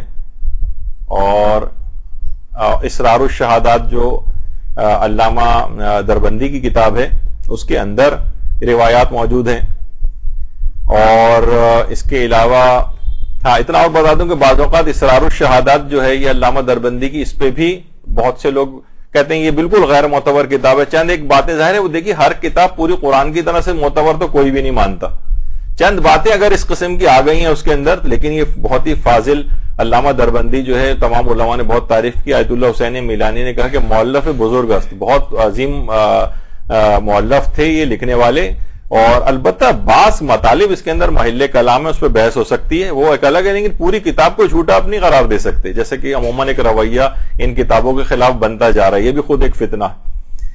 اچھا، تو اس روایات سے بھی بات پتہ چلتی ہے کہ علماء نے ذکر کیا اور قرائن بھی پائے جاتے ہیں کہ خاندان اہل بیت کے ساتھ مسلسل حضرت فضہ ساتھ رہتی تھی، یعنی ممکن نہیں تھا کہ اتنا شروع سے حضرت زہرا سلام اللہ علیہ کے ساتھ رہنا ان کا، اور اس کے بعد جب واقع کربلا جیسی اتنا اہم ترین ایک واقعہ ہونے والا تھا تو اس میں حضرت فضہ وہاں پہ ان کے ساتھ نہ ہو، وہ مدینے میں رہ جائیں، یعنی یہ خود ممکن نہیں، حتیٰ کہ خاندان اہل بیت کے ساتھ اس قدر ساتھ رہی ہیں کہ حضرت زینب سلام اللہ علیہ جب شام چلی گئی تھی اور پھر وہیں پر ہی ان کا انتقال یا شہادت ہوئی ہے، تو خود فضہ کا بھی وہیں قبرستان باب الصغیر جو آپ لوگ گئے ہوں گے، جو بھی شام گئے ہیں، وہیں پر حضرت فضہ کی قبر اور مزار بھی، تو ہر جگہ ساتھ ان کا رہنا، ساتھ رہنا ہی خود تو بہرحال یہ اتنا بڑا ایک ایشو نہیں ہے ان کا ساتھ ہونا، یہ ایک اطمینان بخش واقعہ ہے۔ اچھا، پھر کہتے ہیں کہ جناب اس میں آخری راوی جو یہ روایت بیان کر رہا ہے نا، یہ تو 100 سال بعد کا ہے، اس نے خود سے کیسے یہ روایت بیان کر دی؟ جو راوی بیان کر رہا ہے اس پہ ایک اعتراض یہ ہوتا ہے کہ یہ 100 سال بعد کا ہے راوی۔ تو دیکھیے بعض اوقات ممکن ہے مرسل روایات میں بعض راوی درمیان سے حذف ہیں، اور اس طرح کے تاریخی واقعات میں جو نہ واجبات و حرام سے متعلق ہیں نہ عقائد واجبہ سے متعلق ہیں، اس میں اس طرح کی مرسل باتیں بیان کر دی جاتی ہیں۔ بعض اوقات کبھی تفصیل میں نہ جانے کی وجہ سے بھی کچھ راوی، بہت سی روایات کے اندر راوی حذف ہو جاتے ہیں، مثلا کوئی بات آپ نے بیان کرنا ہو تو آپ براہ راست بھی کچھ واقعات آپ یہ نہیں کہہ سکتی میں نے یہ بات سنی ہے فلاں ایک شخص سے، پھر اس شخص نے اس شخص سے، اس نے اس سے، اور پھر فلاں سے سنا ہے کہ امام خمینی نے فرمایا۔ آپ اپنی عمومی زندگی میں بھی بعض اوقات ایسا نہیں کرتی، جبکہ کوئی واجبات و حرام میں تو لوگ کہتے ہیں بھائی کہاں پڑھا، ایگزیکٹ ریفرنس دیں، کس عالم نے بتایا، لیکن عام جو واقعات ہوتے ہیں اس کے اندر اس طرح کی کا التزام نہیں کیا جاتا۔ تو بہت سے واقعات کے اندر بھی ایسا ہے کہ مرسل کے کوئی راوی ہے، اس نے درمیان کے راویوں کا ذکر کیے بغیر براہ راست نسبت دے دی، تو واجبات اور حرام کا تو مسئلہ نہیں ہے۔ تو اس لحاظ سے فقہا کا متفقہ فتویٰ یہ ہے کہ روایات کا مرسل ہونا یا کچھ راویوں کا درمیان سے غائب ہونا یہ کوئی اتنا بڑا ایشو نہیں کہ جس پہ روایت کو بالکل ریجیکٹ کر دیا جائے، اس کا احتمال ہے، امکان پایا جاتا ہے کہ راوی نے درمیان کے راویوں کا ذکر نہیں کیا ہو۔ اچھا، اب ایک بہت بڑا اعتراض جو اس روایت کے اوپر ہے وہ یہ ہے، اور وہ بڑا ویلڈ ایک لحاظ سے اعتراض ہے، کہ جس میں اثر امام حسین علیہ السلام کی پامالی کی جو روایات ہیں ان کا اس روایت سے ایک ٹکراؤ ہے۔ بھائی اگر شیر فضہ نے جسم کو پامالی سے بچا لیا تھا تو ان روایات کا کیا کریں گے جس میں کہ پامال ہوا ہے جسم؟ دیکھیے سوال تو بڑا اچھا ہے نا، اور یہ ایک لحاظ سے بڑا ویلڈ ایک اعتراض بھی ہے۔ اچھا، اگر پامالی ثابت ہے، البتہ یہ کوئی اجماعی مسئلہ اس کو نہیں کہنا چاہیے، بہت سے علماء ایسے ہیں ہمارے، اگرچہ اطمینان بخش بات یہی ہے کہ جس میں اثر پامال ہوا تھا، اب وہ شیر فضہ کی روایت کا اس سے کیا تطبیق ہوگی وہ بھی آگے چل کر آئے گا، لیکن اطمینان بخش بات یہی ہے، روایات سے یہ پتہ چلتی ہے، علماء نے جو ذکر کی ہے، بہت کثیر تعداد میں علماء نے ذکر کی ہے جس میں اثر امام حسین پامال ہوا تھا۔ اور لیکن علامہ مجلسی اس کو نہیں مانتے، علامہ مجلسی اس بات کے انکاری تھے، اور وہ شیخ کلینی کی اس روایت کی اس کے مطابق شیخ کلینی نے بھی اس لحاظ سے انکار کیا، لیکن جو علامہ مجلسی ہیں وہ یہ کہتے تھے بہار کی کہ جس میں اثر جو ہے وہ پامال نہیں ہوا، اور انہوں نے یہ فرمایا ہے کہ بہار الانوار کی 45ویں جلد کے حوالے سے بھی یہ بات آئی ہے، اور کچھ علماء کہتے ہیں کہ 60ویں جلد کے اندر بھی ہے کہ انہوں نے بہرحال اس روایت پامالی کو قبول نہیں کیا ہے، بلکہ اسے غیر ممکنات میں سے قرار دیا۔ اچھا، اب بہت سارے علماء ایسے ہیں ہمارے جیسے شیخ مفید ہیں، انہوں نے کتاب ارشاد کے اندر پامالی کی روایت کا تذکرہ کیا ہے، کہ کہا کہ جو عبید اللہ ابن زیاد تھا اس نے باقاعدہ اس پر انعام مقرر کیا تھا، پھر عمر ابن سعد نے اعلان کیا کون ہے کہ جو کہ لاش امام حسین کو پامال کرے گا. 10 افراد نے رضامندی کا اظہار کیا. اچھا یہ جو روایتیں ہیں پامالی کی یہ باقاعدہ تاریخ طبری میں بھی ذکر ہوئی ہیں. اس کے علاوہ مروج الذہب جو علامہ مسعودی کی کتاب ہے اس کے اندر بھی اہل سنت علماء میں ان کا شمار ہوتا ہے لیکن انہوں نے بھی پامالی کی روایات نقل کی ہیں. اس کے علاوہ انصاب الاشراف جو کتاب ہے علامہ بلازری کی انہوں نے بھی نقل کی ہیں. شیعہ سنی تمام اکثر کتابوں کے اندر بلکہ جو لحوف ہے ابن طاؤس کی اس میں اور شیخ مفید کی کتاب ارشاد ہے اس کے اندر ان روایات کو نقل کیا گیا ہے پامالی کی. اچھا البتہ جو شیعہ حضرات ہیں ان میں علامہ مجلسی نے اس کا انکار کیا ہے اور شیخ کلینی کی اس جو روایت ہے اس کے مطابق اگر ان کا بھی انکار ہم سمجھیں. اچھا اور اہل سنت علماء میں سے البدایہ والنہایہ کے جو ابن کثیر ہیں انہوں نے بھی انکار کیا ہے لاشوں کی پامالی کا. البتہ زیارت ناہیہ کے اندر پامالی کا تذکرہ ہوا ہے. اچھا علامہ مجلسی نے اس روایت شیخ کلینی جو اصول کافی کی شرح میرۃ العقول کے نام سے علامہ مجلسی نے لکھی ہے اس میں فرمایا ہے کہ دشمن اس معجزے کو چھپانا چاہتے تھے اس وجہ سے انہوں نے یعنی یہ جو پامالی کا جو تذکرہ آیا ہے روایت کے اندر دشمن اس معجزے کو چھپانا چاہتے تھے شیر فضہ والے اس وجہ سے انہوں نے پامالی کی روایت کا تذکرہ کیا اور انہوں نے افراد نے جھوٹ بولا تھا تاکہ ابن زیاد کی طرف سے انعام جو مقرر ہے کہیں وہ ہاتھ سے نہ نکل جائے. مثلا وہاں سے آ کر کہیں گے کہ شیر وہاں نظر آ گیا تھا اس وجہ سے ہم نے پامال لاشے کو نہیں کیا اور ڈر کے وہاں سے چلے گئے تو ابن زیاد کی طرف سے یا تو انعام ملنا ہی نہیں تھا یا کم انعام ملتا ان کو. تو اس لحاظ سے انہوں نے اس کے اوپر اپنا ایک اعتراضی نوٹ لکھا ہے علامہ مجلسی نے. البتہ بڑی تعداد میں علماء ہیں جن کے کہنے سے اطمینان حاصل ہوتا ہے کہ لاشا پامال ہوا تھا اور روایتوں کے اندر باقاعدہ یہ بات آئی کہ بہت لہیم شہیم گھوڑوں کا انتخاب کیا گیا تھا. خود مصائب کے اندر سے ایک بہت بڑی مصیبت ہے یہ کہ انتہا سے زیادہ وزنی گھوڑوں کا انتخاب کیا گیا تھا اور باقاعدہ ان کی نال بندی کی گئی تھی. اور باقاعدہ جو 5ویں صدی ہجری کے عالم ہیں ہمارے علامہ کراجی کی انہوں نے ایک کتاب التعجب لکھی ہے 5ویں صدی کے. بنو سرج جو تھے وہ باقاعدہ ان گھوڑوں کی جو سمیں تھیں ان کی جو نال اس کے اندر لگائی گئی تھی جو خاص طور پر پامالی کی نال لگائی گئی تھی ان نالوں کو نکال کر وہ لوگ لے گئے تھے اور خیر و برکت کے لیے اپنے گھروں کے دروازوں پر ان نالوں کو لگایا تھا.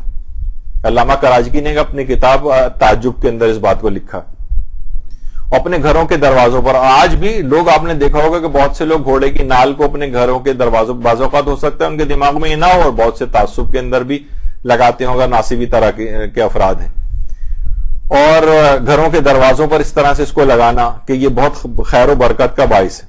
کیونکہ بنو سر جب گئے تھے تو اچھا کچھ گھوڑے ان میں سے جنہوں نے پامالی کے اندر جن گھوڑوں نے جن کو حصہ دلوایا گیا تھا وہ تو ظاہر مخصوص گھوڑے تھے اس میں سے کچھ گھوڑے مصر لائے گئے تھے اور وہاں بنو سرج نے ان کو دروازوں پر ان کی نالیں لگا کے لگایا تھا اور کیونکہ وہ تو ظاہر اتنا نہیں تھے تو ان نالوں کو نالین جو گھوڑوں کی نال تھی ان کو دیکھ کر مزید بنوائی گئی تھی نالیں اور انہوں نے اپنے گھروں کے دروازوں پہ سبوں نے لگایا تھا وہاں پر. تو بہرحال اچھا اب یہ جو ہے اس کو بعد میں اس کو ایک گڈ لک کی علامت کے طور پر آج بھی اگر آپ ہارس شو اور وہ اس کو ذرا اس کی تحقیق میں جائیں تو لوگ اس کو گڈ لک کی علامت کے پیسہ آئے گا مال و دولت میں اضافہ ہوگا اس کے طور پر لگاتے ہیں. اور بعض اوقات اب تو انگوٹھیاں بھی اور زیورات عورتوں کے بعض اوقات اگر آپ دیکھیں تو اس کو بھی ہارس شو کی شیپ کے وہ زیورات ہوتے ہیں. لوگوں کو پتہ نہیں اس کے پیچھے اس کی بیک گراؤنڈ کیا ہے حتیٰ کہ بہت سے افراد فیشن کے طور پر بھی ان چیزوں کو ہاتھوں پہ لگاتے ہیں چاہے ان کو پتہ نہ ہو کہ اس کے ابتدان مقصد کیا تھا. تو یہ تمام چیزیں دیکھیں اس طرح سے ہے. اور ان 10 ملعون افراد جنہوں نے پامالی کے اندر حصہ لیا تھا اس میں سے ایک ملعون وہ تھا جس نے پامالی کے ساتھ ساتھ امام معصوم کے جسم اطہر کے اوپر جو قمیص موجود تھی جو باقاعدہ بحر الانوار کی 45 جلد میں ہے اس نے باقاعدہ اس قمیص کو بھی لوٹا تھا. تو علماء فرماتے ہیں کہ باقاعدہ ان تمام افراد کے نسب کی تحقیق کی گئی کہ جنہوں نے اس بات کی رضامندی کی تھی کہ ہم لاش امام حسین کو پامال کریں گے. کہہ رہے ہیں تمام علماء نے متفقہ طور پر یہ بات لکھی ہے کہ وہ سب تحقیق کی گئی تو سارے کے سارے ولد الزنا نکلے تھے. یہ ظاہر ہے کہ کوئی عام آدمی اتنا بڑا اقدام کہ جسم اطہر کو پامال کرنے والا انجام نہیں دے سکتا تھا. تو بہرحال اور اس کے بعد پھر مختار نے جب قیام کیا ہے تو ان 10 کے 10 افراد کو ڈھونڈ کر لایا گیا اور ان کے ہاتھ اور پاؤں کو زنجیروں میں جکڑ کر باقاعدہ بہار کی 45ویں جلد کے اندر ہے جکڑ کر مختار کے سامنے پیش کیا گیا. اور مختار نے زندہ حالت میں ان کے جسموں پر گھوڑوں کو اس وقت تک دوڑاتے رہے جب تک کہ وہ ہلاک نہیں ہو گئے, واصل جہنم نہیں ہو گئے. ان کے ساتھ بھی مختار نے اسی طریقے سے بہرحال سلوک کیا.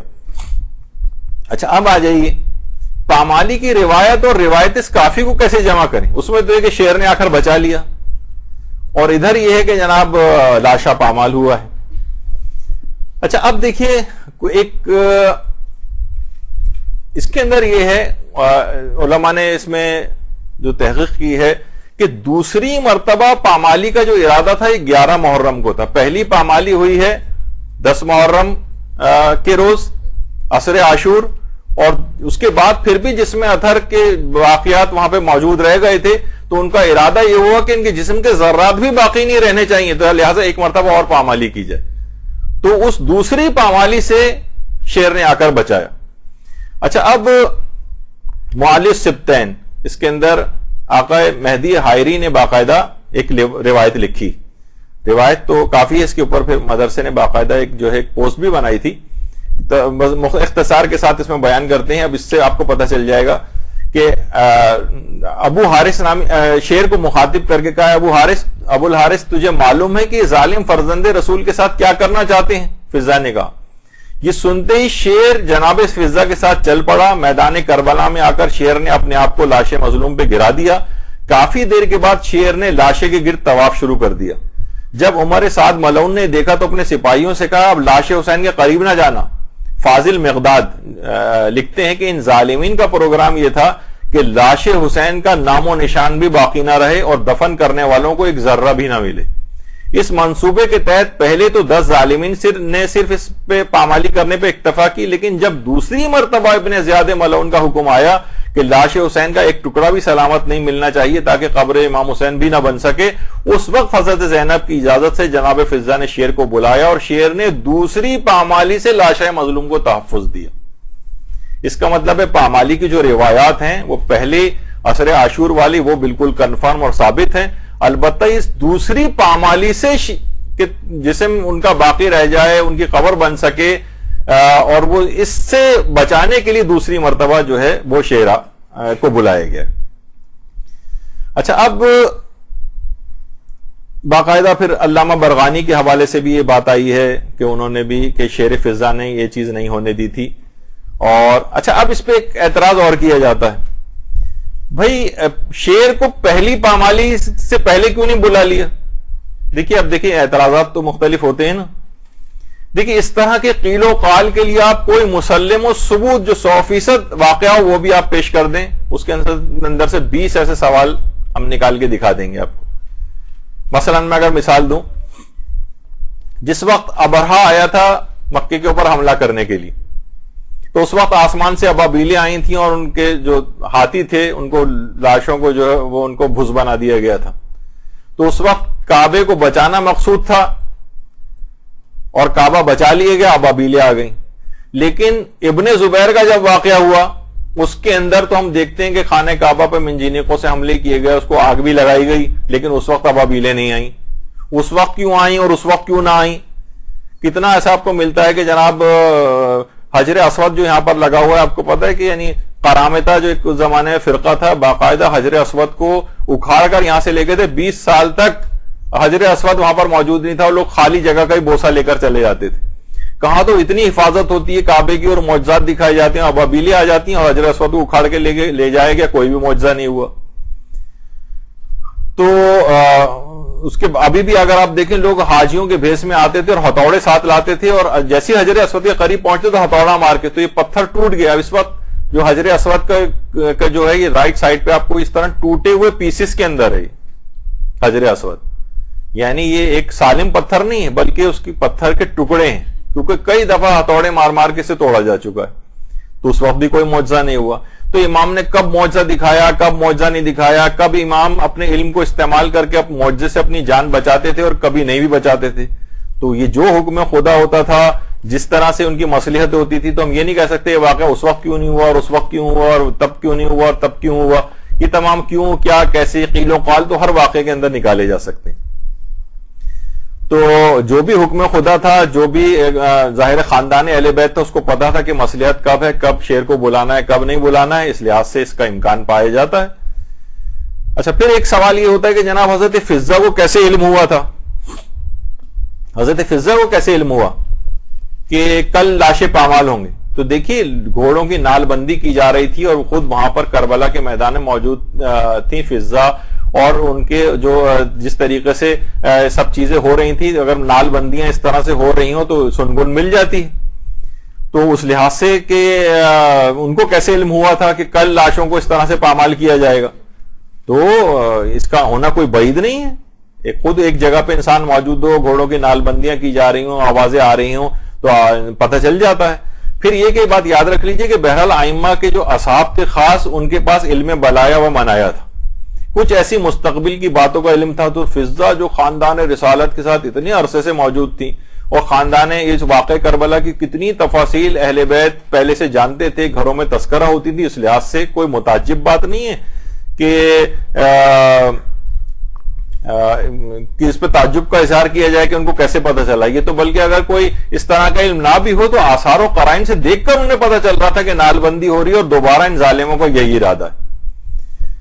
اچھا, پھر یہ کہ یہ کتاب کون سی کتابوں میں, بہت ساری کتابوں کے اندر ہے یہ واقعہ. جناب اصول کافی کے اندر تو آپ نے بھی ہی دیکھ لیا, اس کے علاوہ بحار الانوار کے اندر یہ واقعہ موجود ہے, اس کے علاوہ العوالم جو کتاب ہے اس کے اندر یہ واقعہ موجود ہے, اس کے علاوہ انوار نعمانیہ کے اندر محدث نعمت اللہ جزائری نے بھی اس واقعے کو لکھا ہے, اور اس کے علاوہ جلاء العیون جو ہے علامہ مجلسی کی, اس کے اندر بھی یہ واقعہ موجود ہے, اور اس بات الہدات کے اندر شیخ حر عاملی نے بھی اس واقعے کو لکھا ہے. تمام علماء اس واقعے کو پڑھتے آ رہے ہیں, مؤلف سبتین کے اندر اس کو لکھتے آ رہے ہیں اپنی کتابوں کے اندر. تو اس کے اندر کوئی ایسی بات نہیں ہے. اگر یہ واقعہ اتنا ہی ناقابل بیان ہوتا تو یہ علماء کبھی اس کو اس طرح سے اتنی ساری کتابوں کے اندر اس کو ذکر نہیں کیا جاتا. منتخب تروحی کے اندر بھی یہ واقعہ ہے. اچھا, یہاں پر ایک نسبت دی جاتی ہے شیخ تروحی کی کتاب المنتخب کے اندر. البتہ علماء نے جنہوں نے تحقیق کی, میں براہ راست نہیں دیکھ سکا, لیکن جنہوں نے تحقیق وہ کہتے ہیں کہ یہ بات ان کی نسبت صحیح نہیں ہے. وہ یہ ہے کہ روایت کے اندر کہ اس وقت جو شیر آیا تھا وہ حضرت علی علیہ السلام تھے, انہوں نے آ کر دوسری مرتبہ لاش کو پامالی سے بچایا.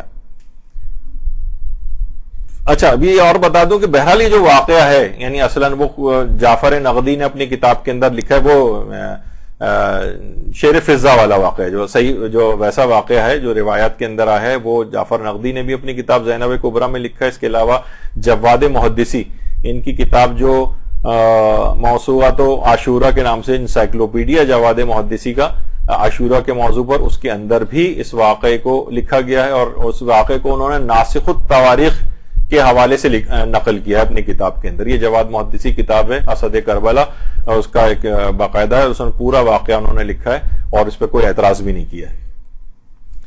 اچھا, اسی طرح سے اب منتخب تروحی کے اندر جو نسبت دی جاتی ہے کہ جناب, اور اس لحاظ سے بہت ساری وہاں پر وہ بھی بنائے جاتے ہیں, تو یہ علماء نے کہا ہے کہ دیکھیے یہ بات اس طرح کی شبیہ بنانا جس میں نسبت براہ راست کہ یہ جو شعر آیا تھا امیر المومنین تھا, یہ بالکل غلط ہے. اس طرح کی شبیہیں بھی نہیں بنانی چاہیے, اور نہ ہی اس طرح کی کوئی نسبت ان سے دینی چاہیے. یہ امیر المومنین علیہ السلام کی توہین ہے کہ کائنات کا اتنا پیغمبر کے بعد سب سے زیادہ عظمت و جلالت رکھنے والی شخصیت, وصی رسول, خلیفہ بلا فصل, وہ ایک جانور کی شکل میں آئے. یعنی اس لحاظ سے اس روایت کے لحاظ سے اگر کوئی اس بات کی نسبت امیر المومنین سے دے تو یہ ناممکن ہے, بلکہ توہین کا پہلو ہے اس کے اندر.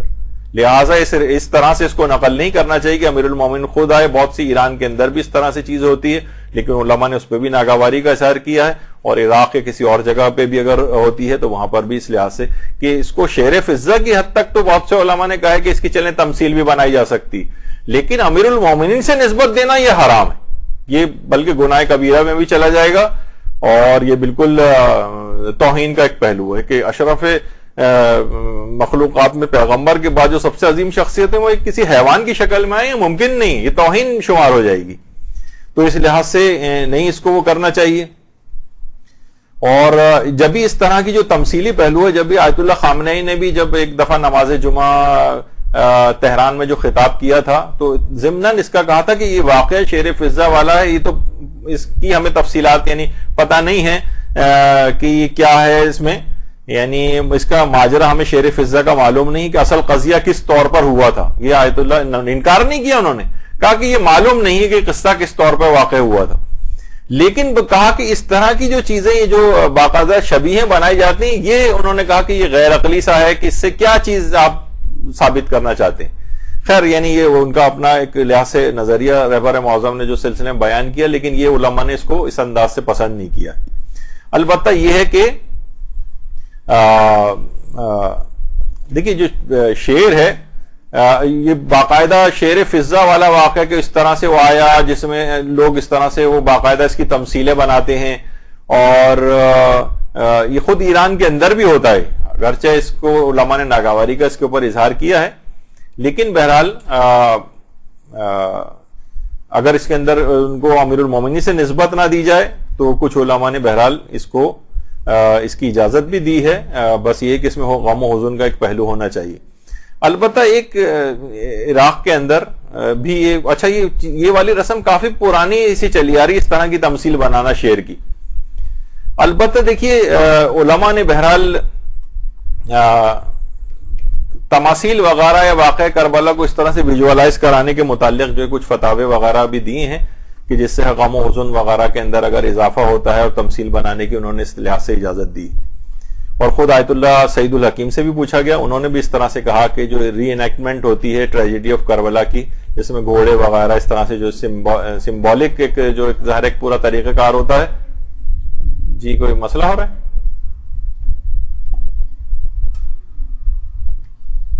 تو انہوں نے بھی اس کی اجازت دی.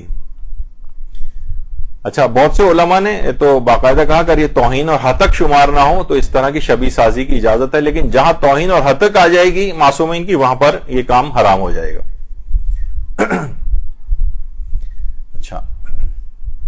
اچھا اب ایک عالم گزرے علامہ شیخ فرج العمران، یہ تھوڑی سی بس ایک آخری بات رہ گی، اس کے بعد تو وقت ختم ہو گیا اس کا.